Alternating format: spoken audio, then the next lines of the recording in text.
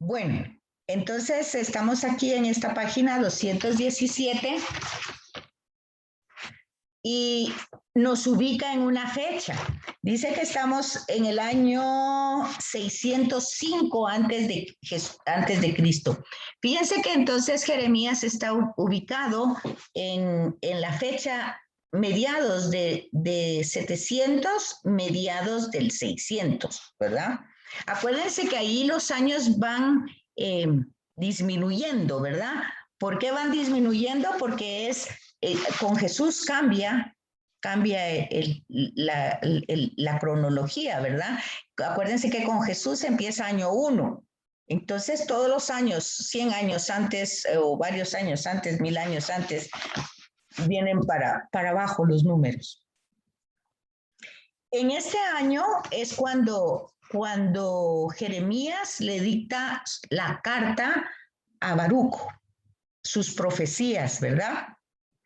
Eso lo vamos a encontrar en el capítulo 36 de Jeremías. Pero también acuérdense que tenemos un libro de Baruch, ¿verdad? Que es muy chiquitito, porque tiene creo que 4 capítulos o 5, pero es precioso.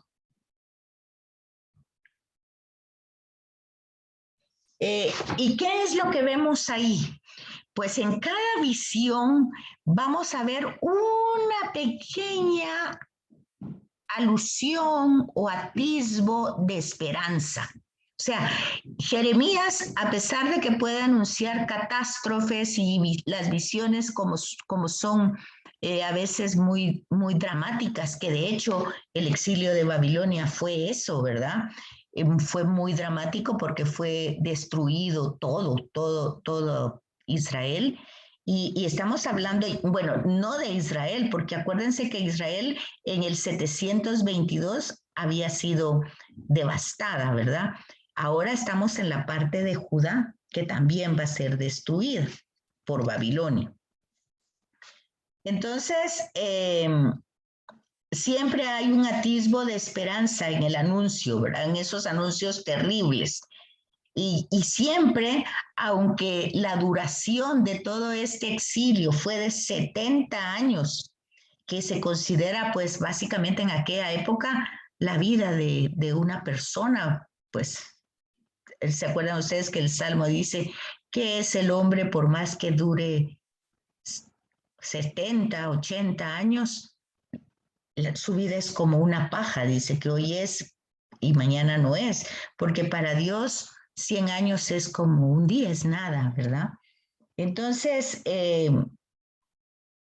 la interpretación de estos 70 años es importante que nosotros la completemos con Crónicas, con la segunda de Crónicas ahí, y con Daniel, que va dando ese hilo conductor del que hemos hablado. La duración podría entenderse con referencia a los casi 70 años que se transcurrió del año 605 hasta el final, ¿verdad? El 539, que fue cuando los persas pues invadieron Babilonia y los persas no quisieron tener a los que habían invadido en su tierra, sino que los dejaron regresar. Entonces, aquí también siguen mensajes dirigidos a distintas naciones, a distintos reyes, a distintos pueblos. Y están las redacciones de Jeremías, ¿verdad? Las dos primeras redacciones del libro de Jeremías. Ya dijimos que ese libro no se escribió en un momento ni de una sola vez, sino que tuvo procesos largos, que lo tenemos en dos formas, primero en hebreo, luego, acuérdense ustedes de toda esta gente que se fue fuera, pues son lo que llamamos los judíos de la diáspora, entonces se tuvo que traducir a otro idioma. Entonces tenemos esas redacciones del libro de Jeremías, sobre todo en este capítulo 36. Vemos que Jeremías fue llevado a Egipto. ¿Por qué a Egipto? Pues porque estamos en medio de todos estos pueblos, de todos estos imperios que están invadiendo y un momento ganan unos, otro momento ganan otros, y otros y van ampliando la territorialidad de cada uno de ellos, ¿verdad? Entonces, pues Egipto no logra triunfar en estos momentos. Él ya ha tenido otros momentos de gloria, pero de alguna manera los territorios se van desarrollando. Entonces tenemos 46 capítulos, los oráculos contra las naciones y el apéndice en el capítulo 52. El final, el último capítulo resume la narración de Segunda Reyes del capítulo 24 al 25. Fíjense que cuando nosotros vemos los libros de crónicas, que es Primera y Segunda Crónicas, que es Primera y Segunda Reyes, que es Samuel, primero y segundo también, luego vemos Nehemías, Esdras y Deuteronomio, vemos que todos esos tienen como un tema histórico recurrente, pero ya explicamos aquí que la historia no es imparcial, sino está interpretada en clave religiosa. Y ante todo, con un contexto politeísta en la religión, ¿verdad? Ahí con Jeremías vamos a encontrar los distintos lugares de adoración a los reyes importantes o a las divinidades importantes y muchos reyes que se consideraban dioses. ¿Se acuerdan ustedes los faraones? Ya habíamos hablado de eso también. Entonces, todo eso lo que nos da es un bagaje de la historia, nos da cierta idea de cómo eran los acontecimientos y cómo está desarrollado todo entre guerras, conflictos, traiciones, envidias, poder, todo eso está ahí puesto. Y los reyes, pues que quieren tener pues parte de ese poder, parte de ese prestigio, sobre todo los reyes de Judá, pero esas alianzas no los va a llevar a ningún lado bueno. Entonces, en la página 228 vamos a encontrar la formación del libro y el estilo literario. Es importante que ustedes se den cuenta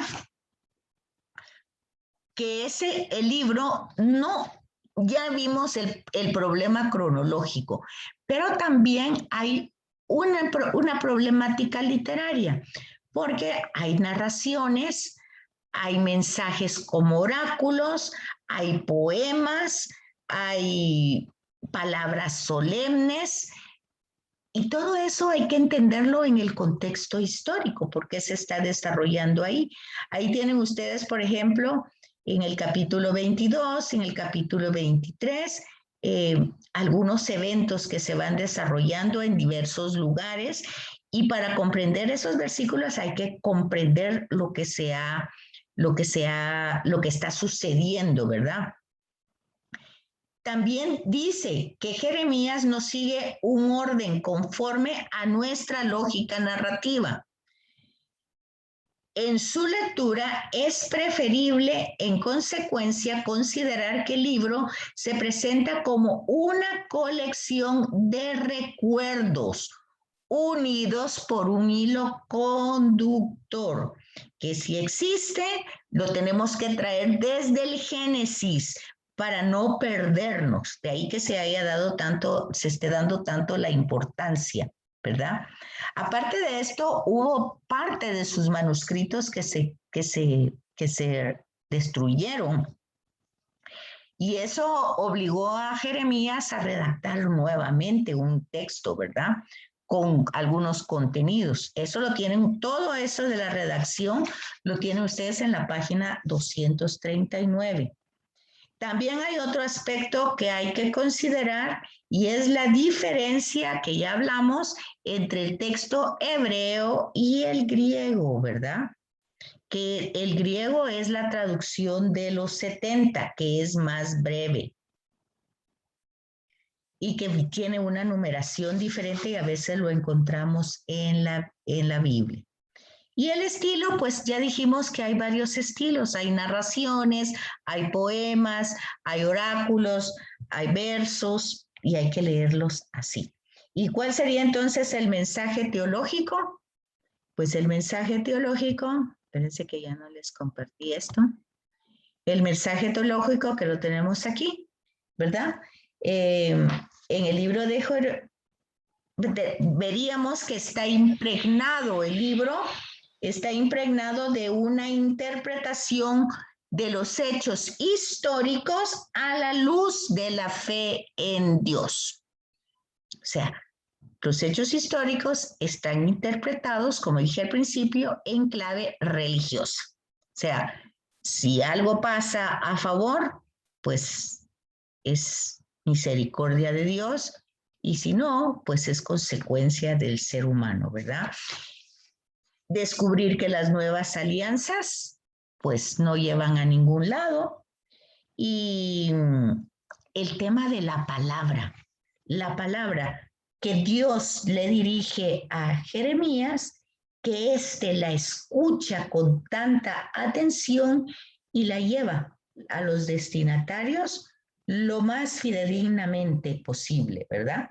Pero estos que hacen no escuchan esa palabra. Y la palabra viene de Dios. Fíjense que esto es importante porque recuérdense, ¿qué fue lo que se encarnó? ¿Quién se encarnó en el seno de María? La palabra de Dios se hizo carne. Pero vean desde qué momento esta palabra que muchos la han llevado con fidelidad, pues no es escuchada. Si ustedes recuerdan un poco la parábola de la viña, ¿verdad? Que el dueño de la viña la deja arrendada y cuando la quiere pedir de vuelta, pues matan a cada uno de los que han enviado a pedir la viña. Entonces manda a su propio hijo. Entonces ven esto, la palabra se ha predicado siempre. Si ustedes leen la carta a los hebreos, dirá eso. De muchas formas y de muchos modos ha hablado Dios al pueblo, pero últimamente nos habla en la persona de Jesús. Entonces, la palabra de Dios, que es tan importante, que se presente en forma extraordinaria o externo, pero también se inserta en un diálogo amoroso, continuo. Hay muchos símbolos que va a desarrollar Jeremías con respecto a esa palabra. Igual que hace Jesús con la semilla, que fue la lectura del sábado, ¿verdad? La semilla, pues, es como la palabra que tiene fuerza, que tiene vida y que de alguna manera se relaciona con el terreno. Pues si el terreno es fecundo, si es bueno, pues la semilla va a dar frutos al 100%. Entonces, básicamente es la relación con la palabra. Pues aquí lo tenemos en Jeremías, claramente. El pueblo escucha otras voces, el rey escucha otras voces, no escucha la palabra. Y el sábado, pues en esa lectura teníamos la semilla va al terreno. Es una parábola que después Jesús le explica y al explicarla, pues no es que volvamos a repetir qué terreno somos, sino más bien qué relación tenemos con esa palabra. La escuchamos, la creemos, le ponemos atención, la discernimos y luego la encarnamos. De eso se trata. Y entonces, toda esa palabra lo que va a anunciar es el amor grande de Dios que siempre está ahí, disponible, pero que los seres humanos no lo aceptamos, sino más bien parece como que nos defendemos, que la rechazamos, que tenemos una serie de reacciones hacia esa palabra. Creo que eso pasa hasta el día de hoy, ¿verdad? Y al final de cuentas, pues la esperanza mesiánica, que es la perspectiva escatológica que va a presentar el profeta, pero que se cumple, escatológica porque está en el futuro, pero para nosotros ya está cumplida. porque se cumple en la persona de Jesús. En la perspectiva escatológica de Jeremías, es Dios mismo quien aparece en primer lugar como pastor. No son los pastores, los reyes, ni el rey, ni los sacerdotes, sino es el mismo Yahvé, que en un futuro guiará a su pueblo, a diferencia de los malos pastores que habían causado estragos en el redil. ¿Les recuerda eso algo del buen pastor? ¿Les recuerda? ¿Aló? ¿Les recuerda algo del buen pastor de Jesús? Yo soy el buen pastor. Aquí está el trasfondo. Ese es el hilo conductor. Y entonces aquí hay una imagen ya del Mesías, descendiente de David, que ejercerá justicia y en plenitud sus funciones. Entonces, mirad, vienen esos días, oráculo del Señor, en que cumpliré la buena promesa que hice a la casa de Israel. Ojo, eso ya se cumplió. No es que nosotros cuando lo leamos estemos esperando que un día vaya a pasar. Ya pasó en la persona de Jesús. Jeremías, entonces, en su contexto, él se queda en la parte de Palestina y en la parte que se queda como esclavizada, se queda en una situación muy precaria porque el pueblo pues se queda sin tierra, sin templo, sin rey, sin nada, se queda ahí, ¿verdad? Con ese pueblo. Mientras que Ezequiel, que también está en el mismo momento, él se va a Babilonia, él se va con los deportados. Entonces son los dos profetas que están al mismo tiempo, pero uno se queda y el otro se va en la deportación. Ahora, el libro de Lamentaciones forma parte también de Jeremías.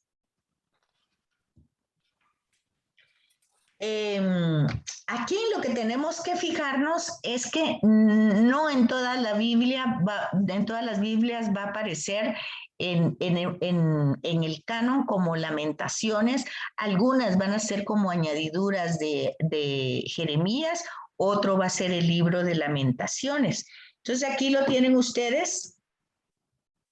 Dice que este libro contiene 5 composiciones de gran lirismo, o sea, son como obras poéticas de espiritualidad. Por eso están redactadas como poemas, como lamentos fúnebres, que en hebreo significa kinaj,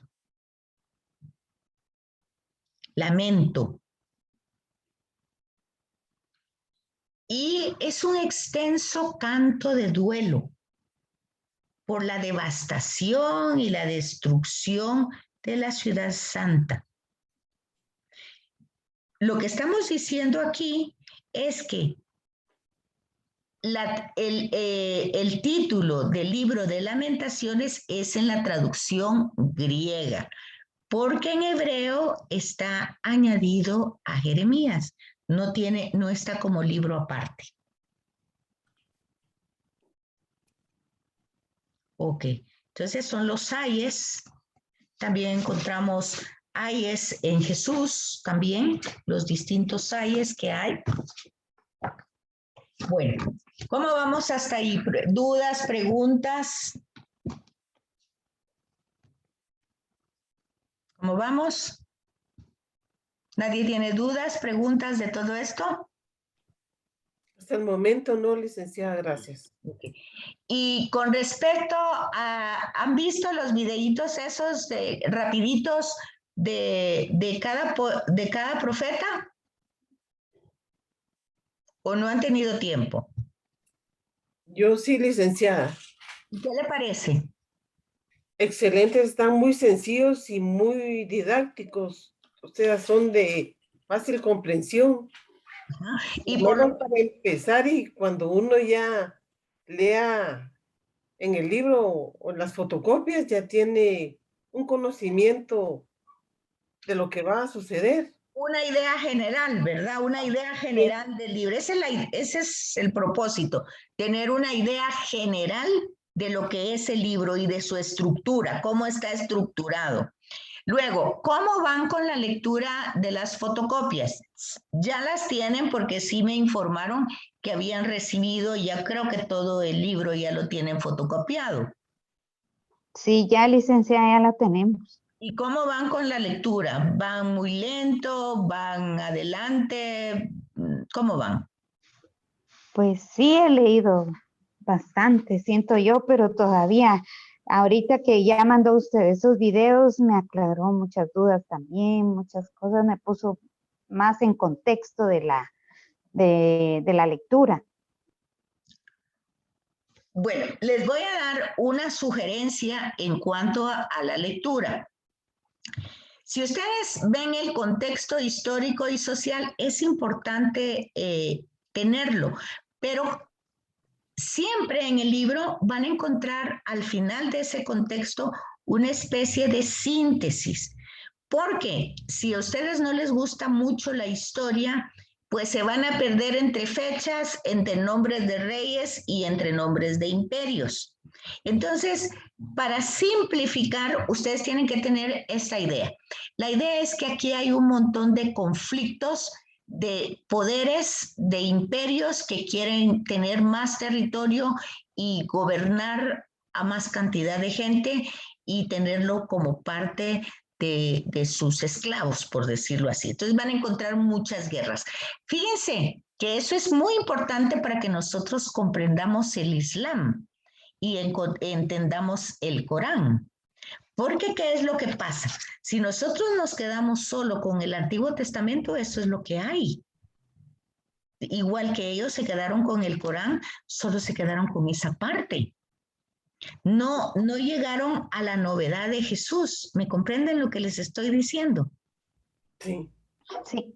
Si ustedes leen toda esta parte, vieron ahorita Jeremías, vieron Isaías, lo que ven es un montón de conflictos políticos, de conflictos de imperios, de poderes, de ambiciones, de querer tener más territorio, de alianzas. Todo eso lo seguimos viendo hoy. Y pareciera que a lo largo de toda la historia universal así se ha desarrollado. Y fíjense que entra algo positivo porque de las guerras van saliendo como dijéramos, eso que se llama como momentos de inflexión, o sea, unos momentos que hacen que surjan otras realidades y entonces va como evolucionando, va desarrollando. Claramente, no logra desarrollar todo. Eso nos tendría que dar la pauta de saber que, por ejemplo, ahorita con esta pandemia, por supuesto, no la vamos a sobrevivir todos, pero hay un momento de inflexión donde van a haber muchos cambios, de hecho ya están habiendo, y muchos van a ser positivos, otros pues se van a quedar con partes que no aprendieron nada y se van a quedar pues en ese estado pues como queriendo regresar a lo que era antes, como con nostalgia, otros van a avanzar y así es como ha ido la historia. Si ustedes se dan cuenta, así es como se va desarrollando la historia, incluso bíblica. Pero esa es la novedad.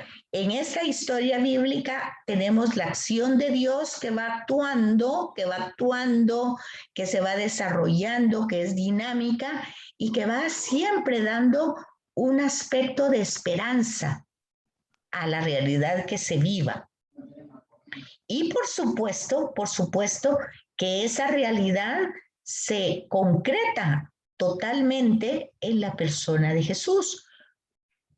Temas que no tiene ni el Islam ni el judaísmo, solo lo tiene el cristianismo porque es la persona de Cristo. Mientras que el Corán se va a quedar ahí, ya solo con eso, y el judaísmo pues espera todavía al Mesías, ¿verdad?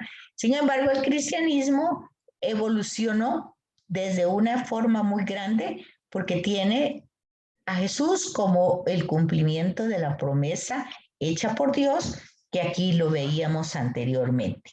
Bueno, entonces ese es el hilo que ustedes tienen que ir captando para ir viendo que que hay ciertas frases como decir, cada vez estamos peor, hemos perdido valores.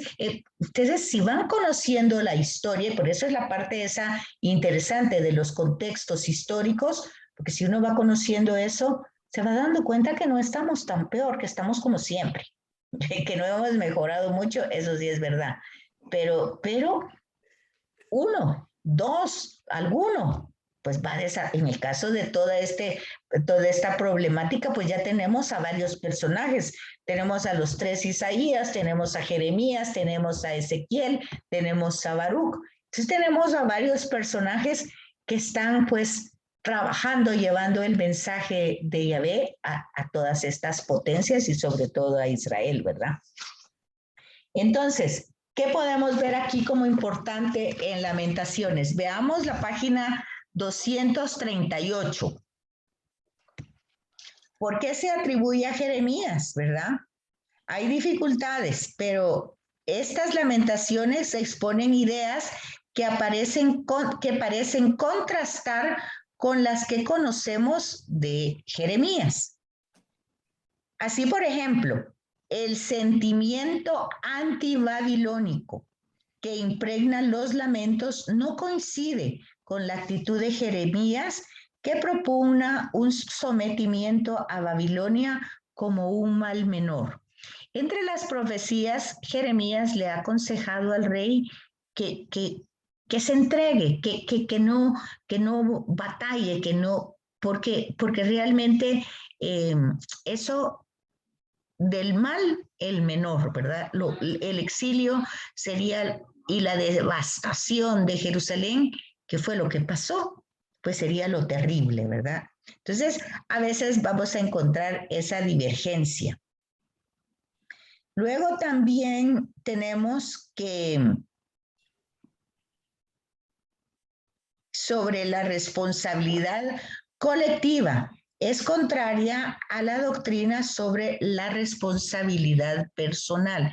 En Ezequiel vamos a encontrar más claro eso, aquello de que los padres comieron el fruto y los hijos sufrieron la dentera. Esa va a ser como el cántico que ellos van a desarrollar, que ellos no son responsables de lo que está pasando, sino que fueron sus padres, ¿verdad? Eso tenemos un hilo conductor con Jesús cuando de alguna manera los escribas y fariseos, Jesús está denunciando el pecado, ¿verdad? De que matan a los profetas. Y entonces ellos dicen, pues que nosotros no hemos matado a ningún profeta, sino que fueron nuestros antepasados. Pero entonces, pues aquí Jesús con sentido común le dice, bueno, luego fueron sus padres, o sea, son hijos de asesinos, ¿verdad? Entonces estos destinatarios se enojan y quieren matarlo, ¿verdad? Entonces, ¿qué quiere decir? Que con su acto están demostrando realmente que no han cambiado. Algo así pasa con nosotros, ¿verdad? También nosotros decimos, bueno, eso no lo hacemos, pero al final con nuestros actos, ¿verdad?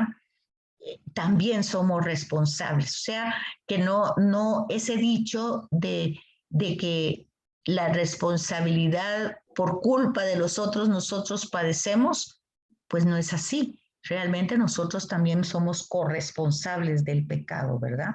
Entonces, aquí ya viene lo que es la responsabilidad personal, porque antes de esto era como la interpretación de que las faltas de los padres se pagaban hasta cuarta y quinta generación. Entonces, aquí ya hay un cambio importante. También la importancia de lamentarse por el templo, ¿verdad? Por otra parte, se atribuir las lamentaciones a Jeremías no es suficiente verificar la existencia de una correspondencia entre los usos descritos en los lamentos fúnebres y los que citan los libros del profeta. Es decir, están viviendo una tragedia, pero pues se ha colocado todas estas lamentaciones en Jeremías, más lo que le dice aquí el libro es Puede ser que sí, puede ser que no. Es posible que todo esto, que las 5 composiciones sea obra de autores diferentes y escritas en momentos distantes. En cualquier caso, se han de colocar en los años de la conquista y destrucción de Jerusalén por parte de Babilonia, o sea, por parte de Nabucodonosor. ¿Qué quiere decir todo esto? Pues quiere decir que en el canon pertenecen a Jeremías, pero que los estudios literarios y la estructura y el contenido da la interpretación que posiblemente no es así. Eso no cambia nada, porque de todas maneras es un escrito que se recopiló, ya se acuerdan ustedes que son tradiciones orales que luego se recopilan y que entran en el canon. Y entonces se ubican en una época donde se está viviendo la tragedia, la destrucción, y entonces es coherente con el mensaje y con la estructura del contenido. Y el mensaje teológico es en la sucesión de los 5 cánticos se advierte un cierto progreso que va gradualmente profundizando en el significado de los acontecimientos. Todo el poema parece orientado a promover un examen de conciencia personal y colectivo. Es decir, si hoy la pandemia puede hacernos reflexionar en estas lamentaciones por cuántas cosas que no hacemos o que ya no, entonces lo que invitaría estas 5 composiciones es a una reflexión personal y luego darnos cuenta que nuestros actos personales no quedan solamente en nosotros, golpean y no tenemos la idea de qué tanto, es como un oleaje que va golpeando y no tenemos la idea de a cuánta gente puede golpear y a cuántas circunstancias, porque están entrelazados todas las circunstancias. Y también aquí entra el tema de oraciones de arrepentimiento, de confianza, de petición de salvación. El autor, que puede ser Jeremías, o los autores, que pueden ser varios, buscan explicar la catástrofe nacional, pues ya dijimos anteriormente, como es desde una perspectiva o clave religiosa, como un castigo, ¿verdad? Como un castigo debido a los pecados del pueblo. Ese enfoque ya no lo podemos tener hoy así, porque se ha superado con la persona de Jesús, quien remitió, redimió, liberó no solo la culpa, sino también el pecado.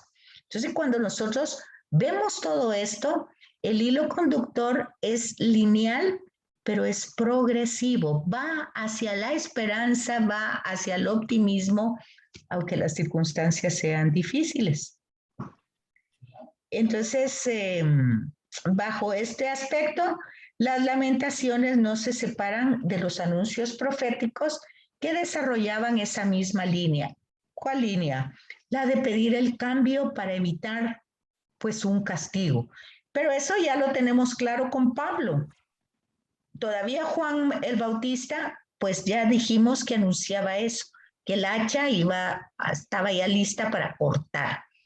¿Qué es lo que pasó? En el momento del juicio, es Dios que por tanto amor al mundo se encarna en la persona de Jesús y entonces nos justifica. Y por méritos de Jesús, pues somos rescatados, salvados. Y ahora pues somos hijos en el Hijo por adopción.